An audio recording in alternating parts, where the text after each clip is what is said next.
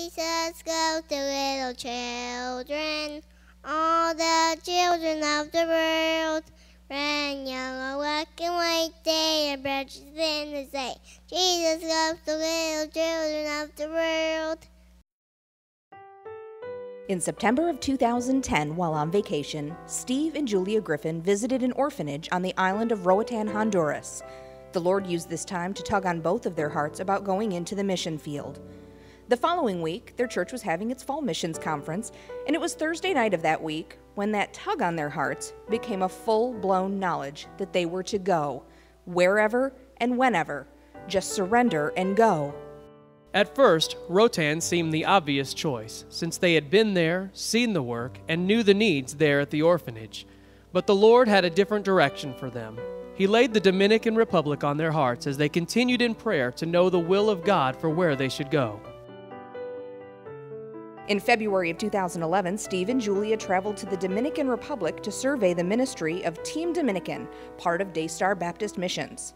Daystar believes strongly in the team concept, missionaries working side by side in different aspects of ministry to reach many for Christ.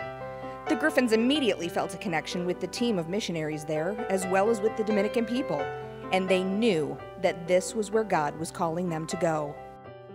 The Dominican Republic is in the Caribbean Sea and shares the island of Hispaniola with Haiti. If it was a U.S. state, it would be the 40th largest in landmass, but the 8th largest in population, with just over 10 million people, 3 million of which live in the historic capital city of Santo Domingo. Santo Domingo is where Christopher Columbus first found land in the New World back in 1492. Many of the oldest buildings in the New World are located in Santo Domingo. The Dominicans are a diverse people, with many different ethnic groups, including Native Dominicans, Haitians, Cubans, and Europeans. The Dominicans are also a very colorful people. This can be seen in the way they live their lives, the way they paint their buildings, and in the way they celebrate. One of their most colorful celebrations is for their Independence Day, which falls on February 27th. The streets are filled with red, white, and blue, the colors that mark their country's flag. Another thing that makes the Dominican Republic very colorful is its gorgeous countryside.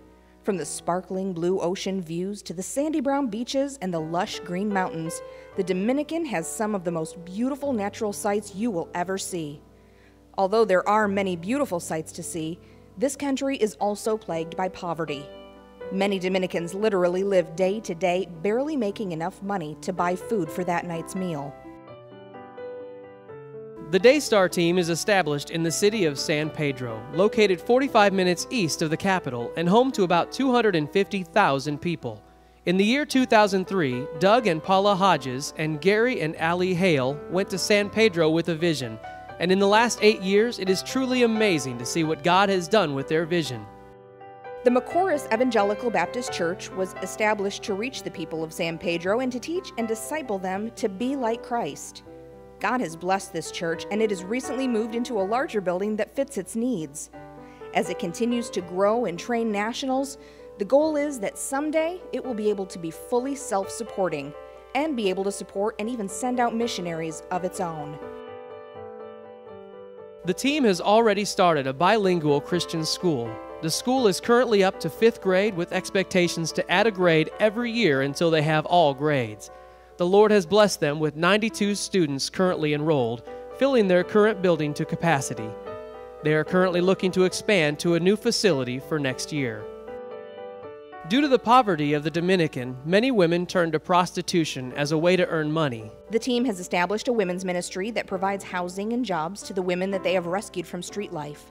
They have a dress shop and make jewelry to resell. They have already seen many women come to know the Lord and be rescued as a result of this ministry. Another result of the poverty is a serious need for orphanages. The Lifehouse is an orphanage of sorts, but is really more like a permanent foster home. The team trains Dominican house parents who then take in orphans, giving them a real home life, teaching them godly character and values. Baseball is more than just a sport in the Dominican Republic. It is a way of life. The baseball ministry is a valuable tool the team uses to reach young people for Christ.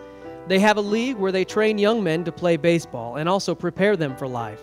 Another area that is now being developed is a relationship with several Major League Baseball teams that have their Dominican training facilities in San Pedro.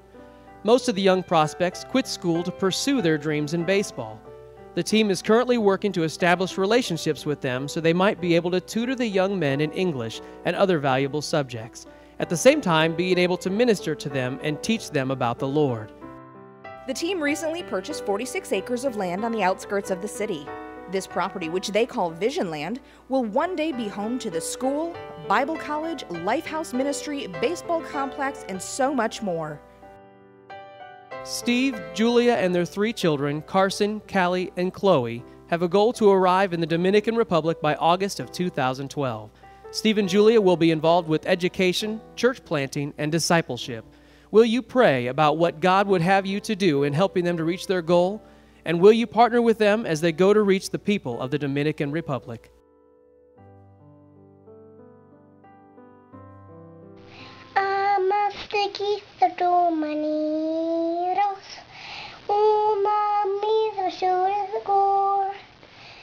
Isto mara tiru, mara